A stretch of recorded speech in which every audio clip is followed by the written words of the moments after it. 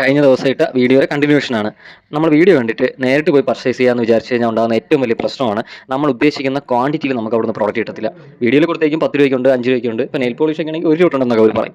Crockery items ഒക്കെ 10 രൂപയ്ക്കുണ്ട്. നമ്മൾ ഇൻസ്റ്റയിലും അല്ലെങ്കിൽ സോഷ്യൽ മീഡിയയൊക്കെ ട്രെൻഡിങ് ആയിട്ട് ഇരിക്കുന്ന പ്രോഡക്റ്റുകളും അവിടെ വളരെ ചീപ്പായിട്ടുള്ള വിലയ്ക്കുള്ള വീഡിയോസ് എല്ലാം തന്നെ യൂട്യൂബിനകത്ത് കിടപ്പുണ്ട്. പക്ഷേ നമ്മൾ ഇവിടുന്ന് വണ്ടി കയറി അവിടെ ചെല്ലുമ്പോഴാണ് നമുക്ക് മനസ്സിലാവുന്നത് ഒന്നോ രണ്ടോ പീസ് മാത്രമേ നമുക്ക് അവിടെ നിന്ന് കിട്ടത്തുള്ളൂ. നമ്മൾ ഇ കൊമേഴ്സ് ബിസിനസ് ചെയ്യുന്നെങ്കിൽ മിനിമം 50 100 പീസെങ്കിലും നമ്മുടെ കയ്യിൽ ഉണ്ടെങ്കിലേ നമുക്ക് ശരിയായ രീതിയിൽ നമ്മൾ ഇൻവെസ്റ്റ് ചെയ്യുന്ന പൈസയ്ക്കുള്ള പ്രോഫിറ്റ് നമുക്ക് എടുക്കാനായിട്ട് പറ്റും. അപ്പോൾ അതുകൊണ്ട് ആരും വീഡിയോ കണ്ടിട്ട് അവിടെ പോയി പർച്ചേസ് ചെയ്യാനായിട്ട് നിൽക്കരുത്.